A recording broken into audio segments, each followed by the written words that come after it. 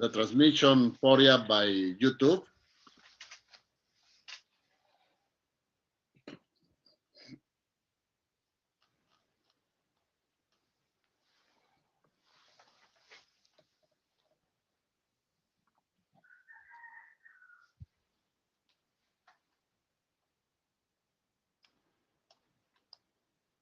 Nabomil is here.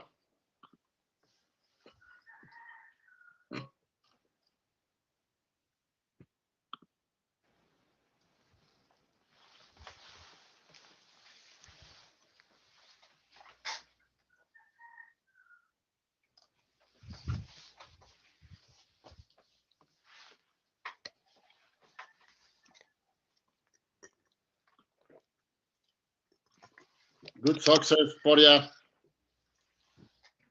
Thanks.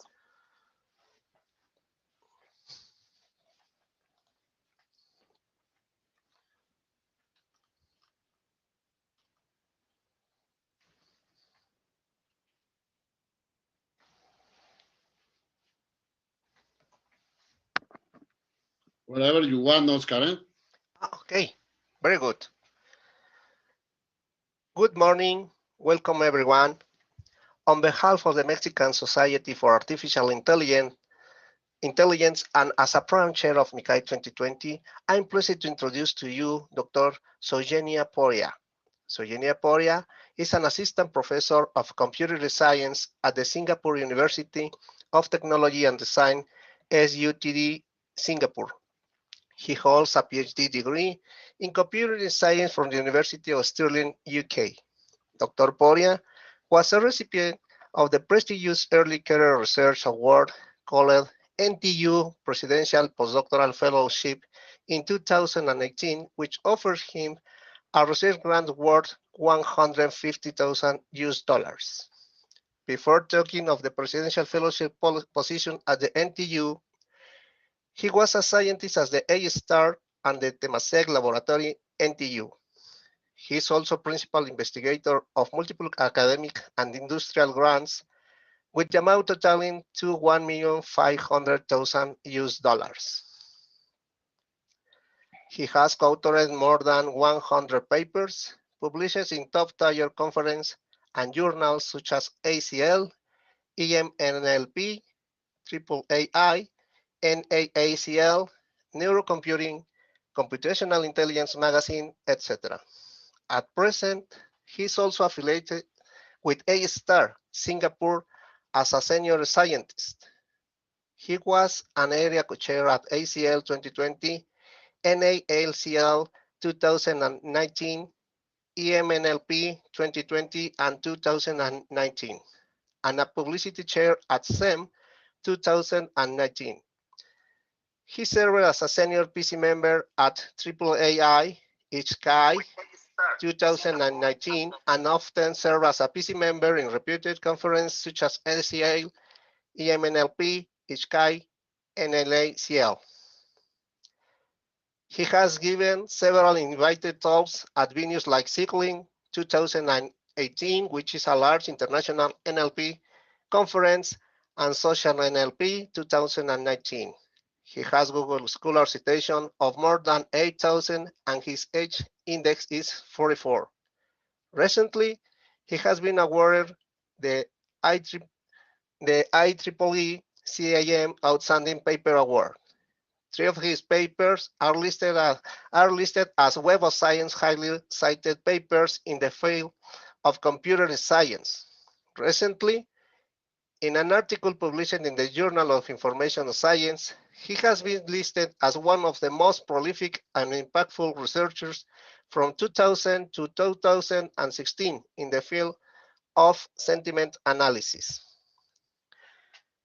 We thank Dr. Poria for giving us the opportunity to present your keynote, Utterance-level Dialogue Understanding.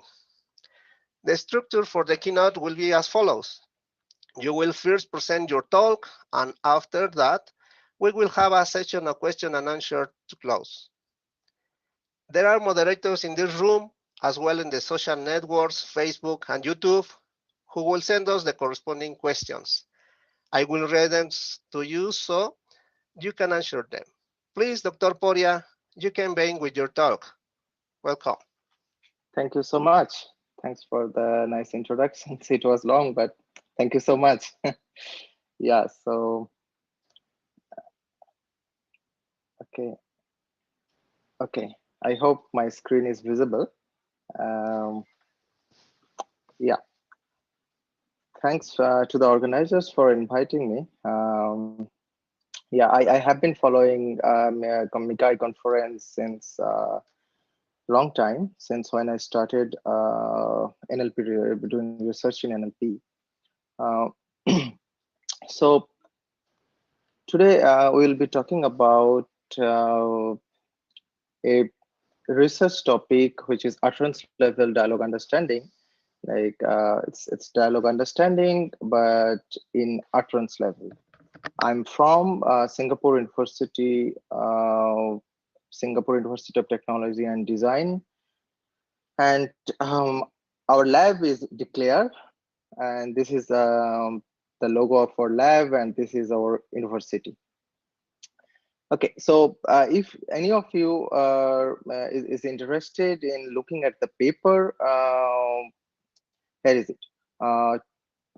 You can quickly click on the link of the paper, or can search about it and can read about it while I present. So this is today's agenda. So I will first introduce the task definition, the motivation, and key aspects, and then we'll cover about the models, experiments, analysis, and finally we'll conclude. So as a motivation, before I begin this talk, I would like to refer to this talk by Prof. Kathleen at ACL 2020 this year. She was a keynote, and here is what she said. Um, she basically said a few important, very important things that are crucial for today's NLP research or AI research. That learn the task but not the data set. So what model that we are designing, whether that model is just working well on one data set but not a generalized approach, and address the tasks that really matter, and that have a big potential impact to the society, to a larger cause. And of course, bring language back to NLP. Like, always analyze your output. Don't just look at the metrics and try to interpret your model's performance. You should always analyze the output in very detail. And careful preparation and analysis of the data sets, which are very important, and most of the times we tend to ignore it. So yeah, so this is basically the motivation behind this work, which and this work you will find a bit similarity with the explainable AI, like how we can explain contextual systems or AI systems. And we will be showing you, I will be actually showing you the how we analyze the data sets, tasks, doing different context perturbation techniques or probing techniques to explain the models. Okay, so the task definition, like what is utterance level dialogue understanding? So the task definition is this. So suppose this is a conversation between two persons. So the first person says, hey, I have just landed in Cambridge. The second person replies, welcome to Cambridge. Hope you had a pleasant flight. How can I help you, madam? So if you can analyze these two sentences, in the first sentence, the person is very excited. And the second sentence says, ambivalent expression, neutral expression, but but the person asks for some clarification. Now, the second person, the first person then replies, not really, I lost my luggage. Hope I'll get the insurance coverage. So something bad really happened to that person. She lost her luggage. And now the emotion here is sad. So the task of utterance level dialogue understanding is to try to understand different aspects of the dialogue. Like classifying each utterance into emotions is one task. Another task is understanding the intent as shown in this example. Like in this reply, oh, so sorry to hear, there is a place at the first floor where you can lodge a complaint. So in this utterance, if you can see, the intent is provide information and the emotion is sad and also empathetic to this utterance. So these are the things that utterance level dialogue understanding attempts to do. Now, as I already explained, the motivation behind this work is setting up and improving utterance level dialogue understanding baselines. Many new architectures has been proposed with very little analysis of how the models actually work. So there are many recent models that have been proposed, but they don't really explain how they work. They don't really try to analyze the inner workings of their systems. And so in this work, we try to do a comprehensive analysis of the inner workings of those models. Now, how does a dialogue system works? Like if we try to create a dialogue generation model, how should it function and what are the variables that it should focus on? So if you can consider this diagram, you can see that so these notations like personality, intent, context, emotion, and utterance. So how they interplay and create a conversation. So personality, so a conversation depends on the personality and topic. A conversation depends on the person's intent, person's state, which comes from the context. And with the help of these two things, intent and person state, there is a latent state, which is emotion state, which is generated. Now, all of these come together and generate the utterance. So the aim of the dialogue system is to generate utterances, right? So if there is a query from the user, it should generate a response, and this is how it should generate.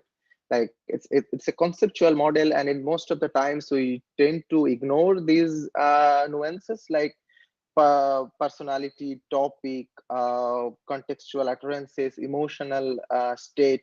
We tend to ignore it, but all these factors are very important if you want to generate a conversational system, if you want to create a conversational system. Okay, so so now I will be presenting the models. The models are basically without context classifier, BCLSTM, which is a baseline model, and dialogue RNN, which is another baseline model. And then we will propose our own changes to this model to improve their performance. Okay, so without context classifier. So this is a very simple classifier. What does it do? It takes input, like these are the utterances in a conversation, like U1 is by say speaker 1, U2 is by speaker 2, U3 is again from speaker 1, U4 is from speaker 2, and so on. So now we send these utterances to feature extractor. So these are the feature extractor. It can be anything. It can be bag of words features. It can be word embedding based features. It can be CNN and so on. And then if you can notice in this diagram, these utterances are not connected to each other. They are in a conversation. Ideally, they should be connected, right? But without context classifier, so utterances at time t3 have no information coming from utterance from time t2. So there is no information flow. So this is without context classifier. Now, what is the contextual classifier? Bidirectional contextual LSTM. So it's simply what it does, it introduces an LSTM layer. It just introduces an LSTM layer here.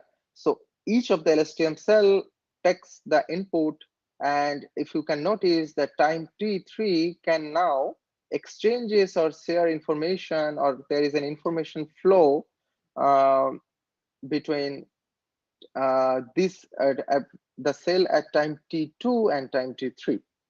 So this is contextual because there are contextual information sharing by the means of LSTM, with the use of LSTM. Now, this is another network called Dialogue RNN. So what does it do? It is actually a complicated network that I am not going to explain in detail because we do not really need to understand the detailed architecture of this network in order to understand this presentation or work that I'm presenting. So what this dialogue RNN does is basically, so previously I explained the latent emotional state or the speaker state. So it basically tries to do that using some recurrent GRUs, like using some GRUs that are recurrently connected to each other. Like there are multiple GRUs, it is a hierarchical model, and they are connected to each other through this network architecture. And the whole network is called dialogue RNN because it's an RNN structure that is used to model dialogues. Okay, so suppose, so this is why I said that it is not important to understand dialogue RNN in this presentation. As you can see in this picture, I'm just using the block diagram of the BCLSTM, the bidirectional contextual LSTM model, and the dialogue RNN model. Okay, and these are the inputs to this model, like different kind of substrates. And what we did in this work is to introduce a residual connection between the feature extractor and the final output. So why did we introduce it? It really helps in the information flow in the deep networks. It helps in the training. It helps in the gradient flow. So I will discuss this in detail in the later part of the presentation. So what are the data sets that we used? So here are the data sets. So IMOCAP. So IMOCAP datasets is basically multimodal datasets. It contains the video of the dialogues between two persons. We just consider the textual modality, of course. And so here are the two. Here is an example. Here is an example between person A and person B. They're talking to each other, and each of the utterance is labeled with corresponding emotion. These labels are done by human annotators. So here is another data set, daily dialogue. So daily dialogue is basically, again, the same format, dialogues, of course, naturalistic dialogues. And each of the utterance is labeled with in the act, dialogue act, like this is a question, this is information providing, this is directive, and this is commissive. So these are the four types of dialogue acts. And to mention, daily dialogue also contains utterances labeled with emotions. This is another dataset called Multiuse. In this dataset, you can find that the labels of the utterances of the users are labeled with intents. So in this example, I need a train to going to Cambridge that will depart after 10:15 from Broxbourne. So in this utterance, you can see that the intent is find train. And similarly here, book train. Great, can you get me a booking for 3 people? So after this utterance, the system responds. So this dataset contains the dialogues between a system and a user. Okay, so the system responds and the user replies accordingly. Like user now wants to book the train. So the intent is book train. So the goal of our goal of the task is to automatically find this intent from these utterances. Like if I give this utterance, the system should classify the intent find train. If I give this utterance, the system should find that this is book train. Okay, so there is another data set called Persuasion for Good. This is a very new data set. I think it won Best Resource Paper Award in ACL 2019, if I'm not wrong. Yeah, either in ACL 2019 or EMNLP 2019. Yeah, so this dataset is very interesting. It's between persuader and persuadee. So the conversations are basically whether you can persuade someone for the donation. Okay, and these are the annotations for each of the utterances. Like if you play the role of a persuader, what kind of dialogue acts that can be associated to those utterances, and similarly, if you play a role of a persuadee, what are the dialogue acts that can be labeled? Okay, so these are the annotations. So here is the overall statistics of the datasets. This is the IMOCAP dataset, daily dialogue, multi-use, and persuasion for good. And these are the train, validation, and test splits. And number of classes, as you can see, IMOCAP only 6 emotions classes, daily dialogue, 6 emotions classes, including neutral. And for the dialogue act, there are four classes. For multi-use, there are 10 intents. and for persuasion for good. For persuaders dialogue act classification, there are 11 classes. For persuaders, there are 13 classes. And these are the metrics that we will be showing the results, using which we will be showing the results. Like for emotion, weighted average macro, weighted average F1. For daily dialogue, we'll be using weighted average macro and micro because the data set is imbalanced. So we saw all different metrics. Now, here is the result. We directly go to the result that most of the paper nowadays, after presenting the model, they explain the results, of course. So here is the result without analysis. So what does it? What can we see from these results? So we can see that a dialogue RNN actually performs better. Like the dialogue RNN, what does it do? It models the speaker state. So it shows that speaker state modeling is useful for emotion classification and act classification on IMOCAP and daily dialogue datasets. Even when you use different features, like here we use GLOBE and CNN, instead of that, if we just use Roberta-based features, which is contextual embeddings, and logistic regression as a classifier, we still get better result using dialogue RNN compared to other non-contextual, which is GLOBE CNN, and contextual, which is GLOBE BCLSTM.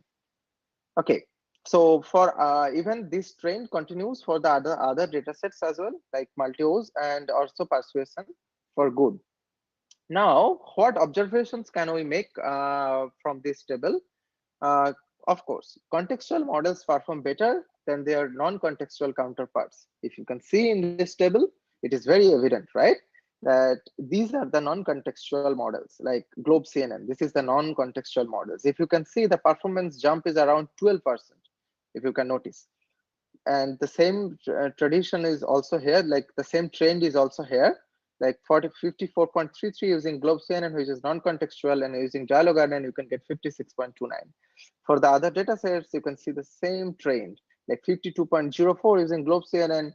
When you introduce contextuality, 61.74, and then dialogue RNN further improves the result with 62.57. So context is important. Now, speaker-specific model dialogue RNN shows its efficacy on most of the data sets. Of course, we already discussed it. And as I already said before, why do we need residual connections? Because it really brings stability to the model. So the model that we are using, so these models that we are using, these are all end-to-end models, because we are not first extracting the features, then doing classification. Everything is done in an end-to-end fashion.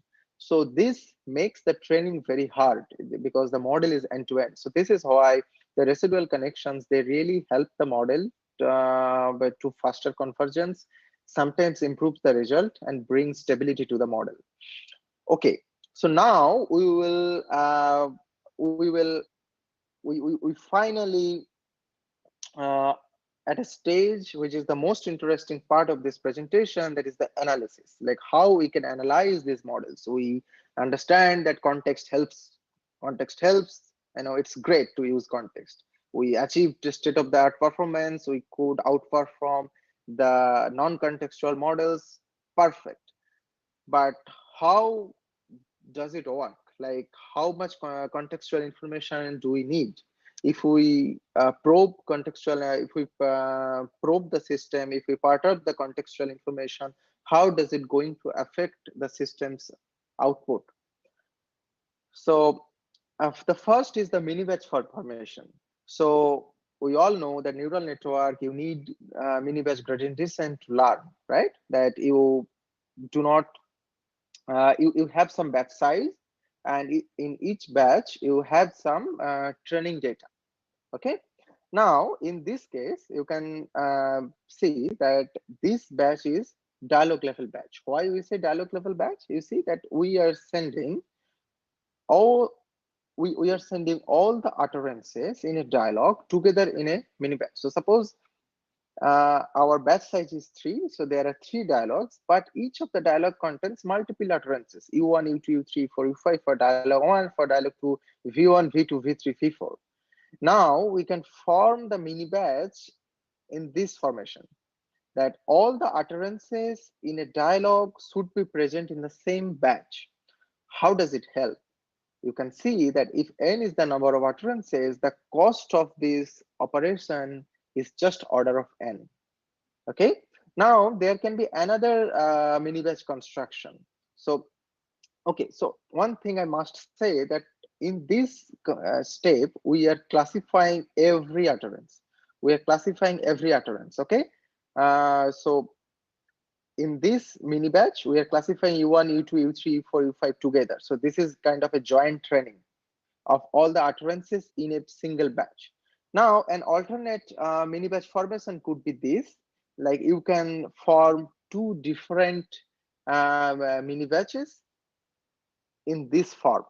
So in mini batch 1, we are again sending dialog 1, dialog 2, sorry, in mini batch 1, what we are doing in the first instance, we are just classifying utterance U2. Although we are providing the contextual utterances, but we are just classifying U2. How is it different from the, sorry, how is it different from dialog level mini batch? In dialog based mini batch, we are classifying all the utterances together in one mini batch. Okay, but here we are just classifying one. So in the first instance, we are classifying U2. In the second, we are classifying U4 and so on. Okay, so naturally, the cost will be higher, like order of n square. Now, if we analyze the performance of these two different types of mini batch formation, here is the plot of it. Let me explain it one by one. So we can see that dialog level mini batch takes less time to converge, that we already covered. Now, the second point is dialog level mini batch works well with smaller batch size. Okay, so if you can see that these are the batch size, right? 1, 2, 4. So these are the batch size. So if you can see that these, the bold line, not the dotted, the bold line is representing dialog level mini batch. And if you can see that with the less batch size, like just one batch size of 1, the performance is still very high compared to the utterance level mini batch. So these dotted lines are utterance level mini batch. And an interesting thing, you can see that dialog and utterance level mini batch show similar performance when we increase the batch size. So you can check that similar trend, like when you increase the batch size continuously from left to right, the utterance level mini batch performs almost similarly. I mean, without much statistical significance, they are perform almost similar when you increase the batch size. Okay, so now an important thing is if we have very large models like BART like architecture or Roberta like contextual models, what do we prefer? In our opinion, we should use dialog level mini batch because it will help you, like it will speed up the execution process. Okay, now the second analysis, which is shuffled context. So what is this? So as you can see in this picture, the contexts are shuffled. So U3, U5, U4, U1, U2, like these are the contexts. So why do we do it? We wanted to check that LSTM is sequential model, and we wanted to check that if we shuffle the sequence, like if we change the order, whether it is going to affect the performance, the classification performance. So this is the result. If you can see that the result dropped a lot. Okay, now we added one more objective to it.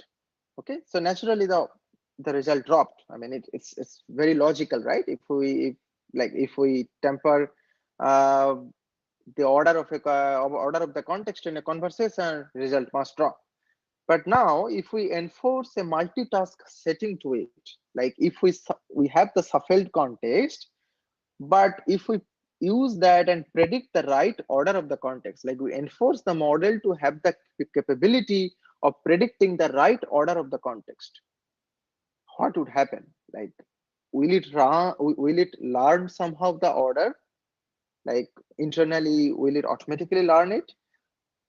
The result that we get that we got shows negative results, because if you can see this carefully, so we applied context shuffling technique. So if we applied context shuffling techniques to train, validation, and test, and then did order prediction, the performance did not improve. Performance was still low. Like it was really statistically like significantly lower than uh, what we got without any shuffling. Okay, so this is the result. The first row is the result where we did not apply any shuffling or order prediction, but here we are applying shuffling and also do order prediction. See, the results are not improving at all. Even without even doing shuffling and without doing order prediction, what we got, and doing shuffling with order prediction, we got even worse result for daily dialogue emotion prediction and act classification. Similar trend that you can also see here, almost similar trend, like it just does not improve. So this multitask setting does not improve. Okay, so what we learned from this analysis, it's fine, we did a great analysis, but what did we learn? So this is what we learned. Order of the utterances in a dialogue is important when autoregressive models are used. So we use LSTM here, where there is no attention techniques like what we see in the transformer based models, and it is very important to keep the order of the original sequence. And correct order prediction of the shuffled utterances in a multitask setting does not improve the results. Okay, so this is a negative result. Now, how much context do we need? If we drop context, if we drop utterances from the context, how does it going to affect the prediction? So this scenario is called controlled context drop. So how do you do that? So control the availability of contextual utterances from the past or future or both. So here is an example. So while we are controlling the availability of only past utterance, so let's just focus on the past utterance. Now, how do we control it? We drop 5 previous utterances, we drop all previous utterances, or we keep only 5 previous utterances. Okay, and we do the similar thing for the future utterances or for past and future both. So this is how does it work. So this is the original dialogue, and suppose we want to classify U7, and how do we perform controlled context drop? So we drop these 3 utterances, say -3 past. That means that we from the past we drop these 3 utterances. Similarly, we keep only past 3 utterances. Same for the future, like similarly for the future utterances, we do the same technique. So this is how we define controlled context drop. And these are like the orange and the blue color represent speaker 2 and speaker 1 respectively. Okay, so let's see what observations do we have. So we observe the long distant contextual information is important in IMOCAP. So in the IMOCAP, dropping just 3 or 5 utterances did drop the result, but moving towards the larger context, dropping the large contextual information from the past and future dropped the result most. In Persuasion for Good, contextual information mostly flows from the 5 neighboring utterances. So although the Persuasion for Good dataset has many utterances in a dialogue, but we identified only the contextual utterances in window 5 helped most in the classification. Now, past utterances are relatively more important than future utterances. So this is what we observed in our experiment. So although we have access to the future utterances, well, so just a note that in real-time scenario, we would not have access to the future utterances, right? So in this scenario, in this case, we just say that we have access to the all the utterances in a dialogue. Okay, so all the utterances in a dialogue.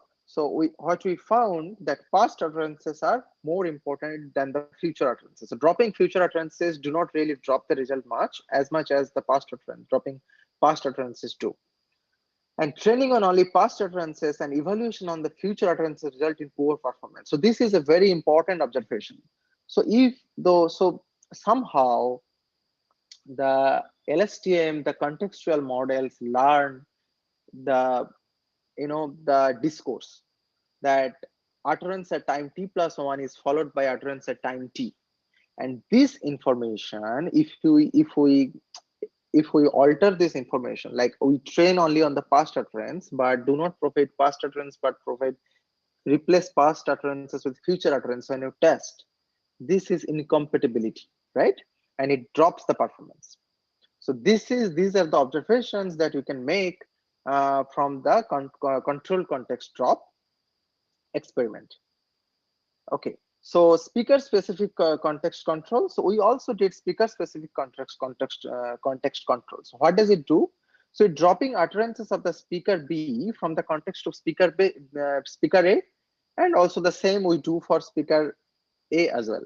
Like without inter, what does it do? So suppose A and B are talking to each other, we drop. When classifying the utterances of speaker A, we drop all the utterances of speaker B. Similarly, we do it for speaker B. We drop all the utterances for speaker A when we classify utterances for speaker B. And without intra, what does it mean?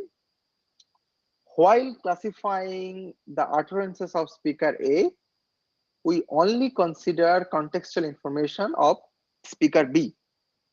That is, we drop all the utterances of speaker A, but just keep the utterances of speaker B when classifying speaker A. Okay, so this is the original setup that we already explored, and this is how the speaker specific context control works. So in this case, without inter, so suppose U7, so U7 is by speaker 1, and this is without inter. So we dropped all the utterances from speaker 2. So see these orange circles, we dropped these circles. So these are where the utterances from speaker 2. And similarly, without intra, we drop all the utterances from the blue circles, that is from speaker 1. Okay, so this is the experiment and these are the results. So let's explain the results. So utterances of non-speaker are less important for emotion and persuaders, and persuade is act classification task compared to utterances of the speaker. So if you can see this example, if you can see this experiment, so what I say, utterances of non-speaker are less important. So utterances of non-speaker means that without inter. So if you can see that when you exclude the utterances of the other speaker, the performance did not drop for the daily dialogue much. And for the IMO cap, the performance actually improves. But you can see that for the dialogue act, the performance drops a lot.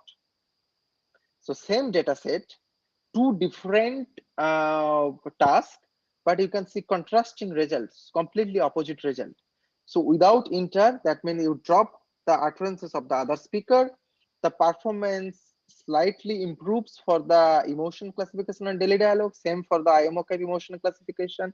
For the ACT classification and daily dialogue, the performance drops from 79.12% to 74.50.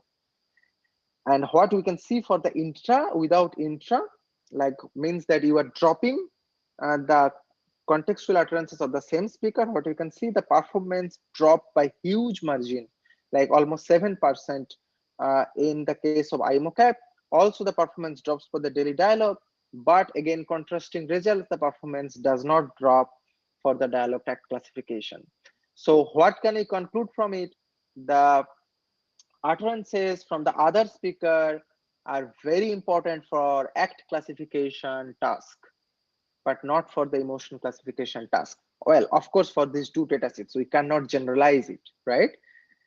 Of course, for these two datasets. And for utterances from the same speaker are important for emotion classification in these two data sets, but not important for the act classifications for the two data sets. Well, one reason for this could be that we tend to mimic our emotions. We tend to keep our emotions throughout a dialogue. So this is why utterances from the same speaker are more important for emotion classification. But in dialogue act classification or other things, this is not the case.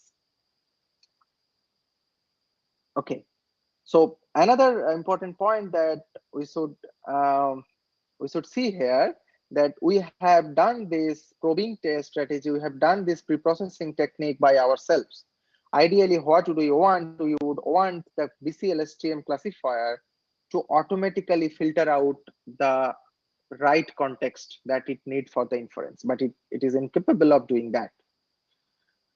Okay, now another analysis, context flipping using style transfer. So this is style transfer. So if you have a negative sentence like this, horrible food and terrible service, you can change the style of it, like sentiment of it, to amazing food and perfect service. So you transfer the negative style to positive style.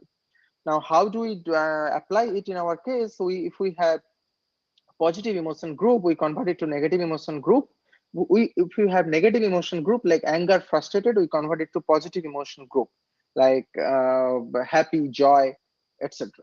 And we did not change the neutral utterances. So what did we apply this technique? We applied to the context. So we changed the context. We forcibly changed the style of the context. We kept the content same, like the theme of the sentences same, like the topics, but we changed the style, just changed the style of the context. So how did it affect? So here is some examples. So for example, this is the contextual utterance. We want to classify this. You can't be serious. And here is the future utterance that is that is in the context. And we just changed the context to, I have, like, context was, hey, I have always gone hunting and fishing on vacation. I'm sorry that bothers you. So we just changed it to, I have always gone here on vacation and had great fishing experience. So if you can see, the content, the theme, the topic is same, the fishing on vacation, but the style is changed, that from like, I'm sorry that bothers you to had great fishing experience. So now doing that, change the prediction. So this was the ground truth, angry, and this is the original prediction, angry. But after changing the contextual information, like the style of the context, the prediction changed from angry to neutral. Okay, so here is the overall experiments with the different window size or a context where we applied the style transfer technique from past, future, and target on IMOCAP and daily dialogue datasets. So what we can observe from it, style transfer of context has strong impact in the classification performance. As you can see, that performance dropped by good margin, by statistically significant margin, from 41.16 to 36.69. Okay, the performance drop is larger as style transfer based context perturbation in the daily dialogue dataset. Of course, as we can see that in IMOCAP, the performance does not drop much, but in daily dialogue, it drops large. A larger drop can be seen. Now, if we increase the window size from 3 to 5 to 10, you can see that for IMOCAP dataset, the drop is larger. Okay, from 61.9 to 55.58. Why? Because as I said before, in IMOCAP dataset, long distance context is important. The performance drop is greatest when style transfer is applied to both past and future. So past and future utterances, if you apply the style transfer to both, you see the drop is huge, 56.35, 51.96, 46.28, like with the increase of the context size. Okay. Now, the second and the next analysis, effect of paraphrasing. So if we paraphrase the context, how does it change the performance of the system? Now, with the addition to the paraphrasing, we also did some spelling based change in the context. Like we slightly changed spelling of some of the words.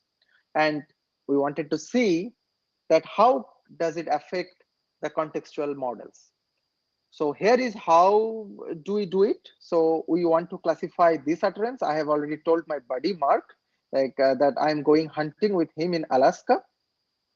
Now, as you can see that the context we slightly changed. You can't be serious, you better be serious. So the meaning is same, but it's just been paraphrased. And same thing here, it's just been paraphrased. So what do you observe? That the ground truth is neutral, this utterance, the original prediction was neutral, but changing, like paraphrasing the context actually alters the prediction from neutral to angry. And this is another example where we just slightly changed the spelling, and the similar thing is observed, that we just changed the spelling here. That from angry, the prediction result changed to surprise. Okay, so here is the result. And if we want to summarize the result, here is what we can see. That performance drops at paraphrasing and spelling based attacks. So if you can see, the performance actually dropped from 61.9 to 61.09, from 41.16 to 40.88, from 79.46 on daily dialogue act to 75.81. So yes, it does affect the performance. Now, attacking past utterances drops the result more compared to the future utterances. So this is also supported by, this also supports our previous observations, that utterances, past utterances are more useful than the future utterances. So now,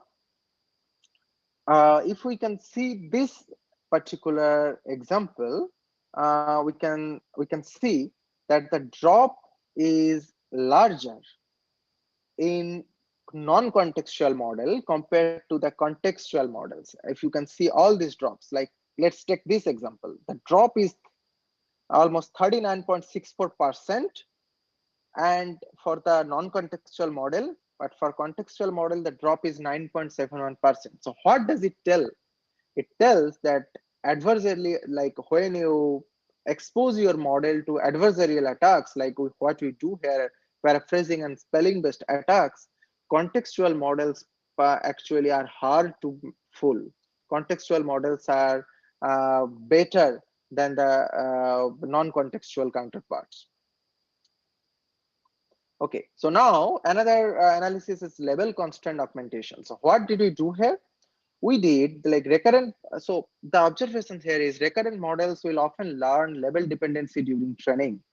Now we can analyze how large is the level dependency in a systematic setup. So how do we do it? So for a given utterance, suppose that utterance is angry, we identify that the label is angry, and we change the context of it from the angry utterances of other dialogues. Okay, and for the different level setup, what you do, suppose the utterance that you want to classify is angry, we replace the contextual utterances from the other dialogues where the label is disgust. Okay, like this. We append, so we perform two different alteration modification technique, append and concat, and also replacing. Okay, so the example is shown here. So as you can see that utterances from another like modified context by appending with utterance of the same emotion, as you can see using this red marker, like same emotional utterances from the other dialogues are just appended to the context, and it does affect the performance, as you can see. Okay, so this is another example where you do modified context by appending with utterance of the other emotion. So this was for same emotion. We perform similar operation but this time we just modified the context using other emotions. Okay. Now, this is the result. So what do we learn from the result? IMOCAP relies highly on the levels of the context, as the performance drop is only little for the same level constant augmentation. So as you can see that although we concatenate or replaced, even for the replaced, if we use the same level, SL for the same level, if we use the same level to replace or concate to the contextual utterances, what we see that for IMOCAP, the performance stays almost same. So that means that IMOCAP actually has strong level dependency. So it basically bothers about the labels of the contextual utterances, but not really the content. Okay, so all the other dataset except IMOCAP, all the other datasets show the expected results. So the results actually suffer when you replace with the same level or the different level. Replacement constraint adversely impacts the performance more than concatenation, which is expected because in concatenation you keep the original content but just add some more content to it, and it does not affect the performance as much as when the replacement does. And of course, different level constraint adversely impacts the performance more than the same level constraint.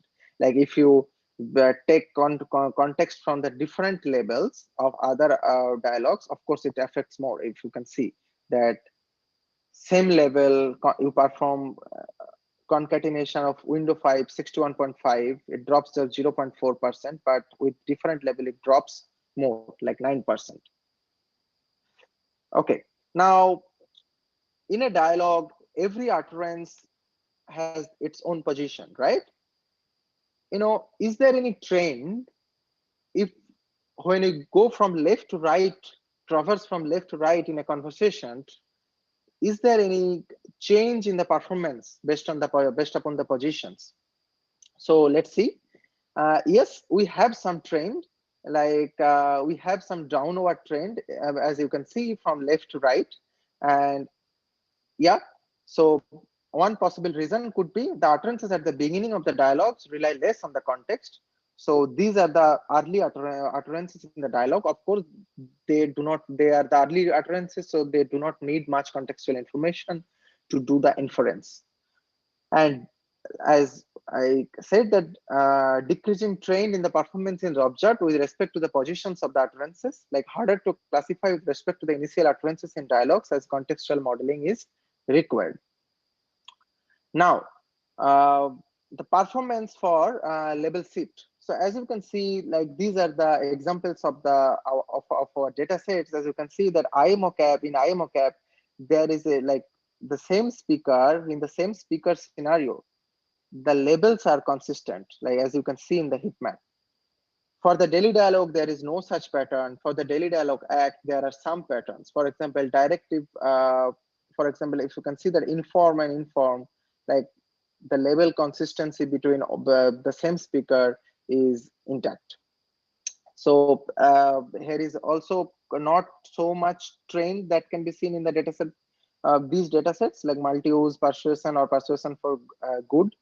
And this is for the cross speaker. For IMOCAP, as you can see that angry is followed by angry, excited is followed by excited, angry is also followed by frustrated. So similar emotions like negative emotions in a conversation is followed by negative emotion, positive emotion is in a conversation followed by the positive emotion. But this type of setting, this type of visualization we cannot see in daily dialogue. So these are the dataset differences that we have. Now, what we want to try, we want to see that whether consecutive utterances from the same speaker or different speaker, like if there is a level shift, like between same speaker or different speaker, like from angry to disgust, from disgust to frustrated, from angry to happy. If there are such situations in the dataset, how does it going to affect the detection performance? So here are the definition of the two different shifts that we can observe. So the intra-speaker shift, the level of the utterances is different from the level of the previous utterance from the same speaker, that we call intra-speaker shift. So if I am angry now, in my coming utterance, in my forthcoming utterance, I maintain my emotion like angry. There is no shift if this is the case. But if I change my emotion from angry to disgust, then there is a shift. Similarly, for interspeaker shift, suppose I am angry and the person that I'm talking to is sad. So there is a shift in the emotion, which is interspeaker shift. Now here is an example. If you can see that this indicates the shift from question to inform to question to inform, then again to from question to inform. Like these are the interspeaker. The red lines are the interspeaker shift. Like this is another speaker, this is another speaker, right? And there is a shift between these. But from the, if you track the the same speaker, the labels the labels are not shifted. Like from question, finally there is a intra-speaker shift from question to directive. Okay, so now what we can see that the performance drops a lot when there is a shift in IMOCAP dataset. Now, what does it tell? It tells us a story that IMOCAP dataset, as we saw in this picture, as we can see in this picture, that IMOCAP dataset has a lot of label repeat, label copying, that angry is followed by angry, excited is followed by excited. And so it creates a bias to the classification algorithm. And when there is a shift, the classifier, as it is already biased and exposed to the label copying feature or label bias feature, it does not detect the shifts well in the data set. But for the other data sets, there is no such trend. It performs almost similar to the original results. There is no such trend. Okay, now performance for label patterns. So now we identify that some n-grams label patterns are frequently encountered by the learning algorithm during training. So for example, if we do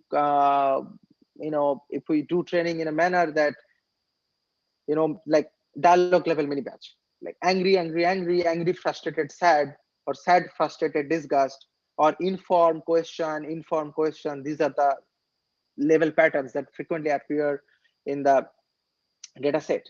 Now we try to identify, is the performance better for n-gram patterns which are observed more in training?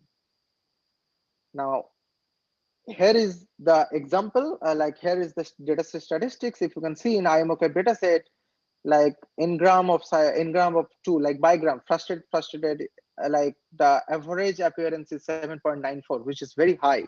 And see the label patterns, they are really high, frustrated, like 5 grams, they are repeated. Now, as you can see from this picture, that if the occurrence is very high, then like the label patterns is very high in the training data set, then such labels are classified correctly, more accurately by the prediction algorithm. So as you can see here, strong correlation is found between the higher frequency of occurrence in the training set and the performance in the test set. That means the patterns that are encountered more during the training phase are also predicted with higher F-score during evaluation. Okay, now the very last few slides of this presentation, the case studies. So what does this case study tell us? So if we read out this sentence, hi, I would like to find a restaurant located in the center, please. Now this is find restaurant, and the system responds, welcome to Cambridge. Hope you had a pleasant flight. How can I help you, madam? Now, you relate this some place, like the response to this utterance is modern European, please, and I would like some place moderately priced. Now this some place, it does not necessarily tell about restaurant, but the intent is find restaurant. So how does it do? It probably, I want to stress out this word probably, it probably takes help from this contextual utterance where the user mentions about restaurant. Okay, and it labels accordingly with the intent find restaurant. Now another case study here, as you can see that here the utterance is I need to find a guest house with a 3-star rating. So the intent is find hotel. Now the bot replies, we have 4 such guest houses. Do you have a preferred location? So the replies to this is, no, I don't. I want one that includes Excuse me, 3. Dr. Poria. Yes. Is it possible to begin to conclude, please? Yes, I have just 2 slides remaining. Thanks. Excuse me. Yeah, thanks. Yeah, so the response to this is, no, I don't. I want one that includes free Wi-Fi. So as you can see that here also the contextual dependency is intact. It remains, right? Here the user mentions about a guest house, like find hotel is the label. And here, although it does not explicitly mention about the hotel, but it still says that the person is talking about hotel, right? And in this case study, the final case study, as you can see, that in response to this utterance, the frustration and anger, there is a level consistency. But if you can see this utterance, that's a nice point of view, I must say. From the text, if you do not have the contextual information, you probably cannot predict the emotion correctly, because there is probably sarcastic expression. The person is, of course, angry if you look at the context. But without context, it is fairly impossible to predict. Okay, so the bitter truth. What is that? So these case studies are cherry picked. So that means that there is no guarantee that these models are able to find such context saliency automatically. So the models, they cannot really tell you how they are using the context, how, like which context are important. We picked up these contextual information, these example case studies in a cherry picked manner. And we do this always in our papers. And as a responsible AI researchers, we should not try to do that. Although we do, but we should not try to do that in the future. And we should try for explainable models. So we can cherry pick these key contextual utterances and drop them to explain performance of the baselines, but that is not an optimal way, right? If you have a big data sets, how can you do that?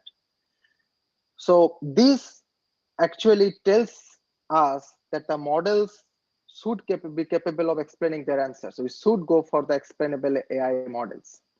Now, here is the conclusion that what we covered and what should be the future directions, that contextual models should explain the factors they rely on for decision making. Contextual models should select the right context for prediction, which they do not do.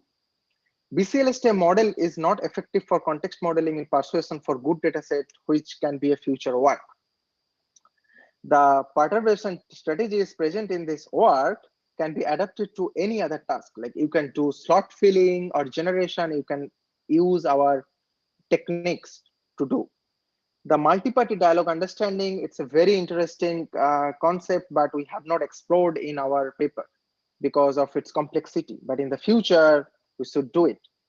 And speaker-specific model like dialogue RNN that we skip in this work because of its complexity, but in the future, it would be interesting to see how speaker states are changing and affecting the overall outcome. So here is our lab, and thank you so much for the invitation, and thanks from our whole lab. Thank you. Thank you, Doctor. We have a question in this room. Larissa says, how much does it affect when you have little or no significant words in the utterance, no nouns or verbs? For example, hey, are you still up for this? I guess you ready? Yeah, by the way, great work, congratulations. Okay, I do not really get the question. Is it possible to repeat? Like, does it mean that if we have shorter utterances? Okay, it's in How the does chat. It's in the chat.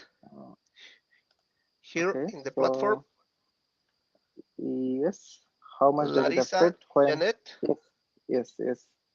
How much does it affect when you have little or no significant words in the utterance, no nouns and verbs, for example? Okay, I understand. Yeah, thanks. Very Very good question and very interesting question. So yes, so these are the situations where the contextual information should play an important role. And we also observed in our cases that when you have such short utterances, like we released a dataset recently called MELD, and in this dataset the utterances are really short and they are ambivalent and neutral and do not give you a broader idea of the conversation of the or the mood of the person. But when you looked at the context, you really understand the overall picture. So yes, for those utterances, context is very important.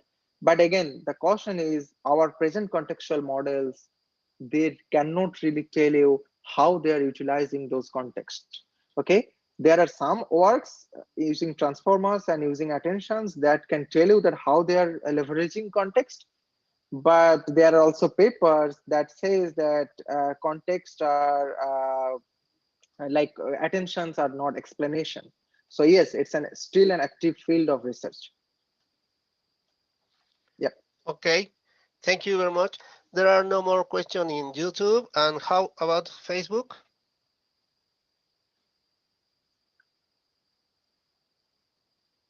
We have another question, Veronica Perez. Yeah. Thanks, Veronica, for the question. Yes, very interesting questions. Yes, for dialogue generation, there is a work actually from Bengio's group. So I can remember the surname of the first author is Shankar. It's published in 2019, probably in EMNLP. And what does it do? It basically perturbs the similar perturbation technique that we did, like the shuffling the context and things like that. But what it concluded is that context shuffling does not really affect the generation. Now, this is this is a contrasting observation. From the contrasting observation to our observation. Why? There can be two different things from it. We can learn from it. Like they did not carry out any manual evaluation technique. Like they just did automatic blue or perplexity score based comparison, which is not enough.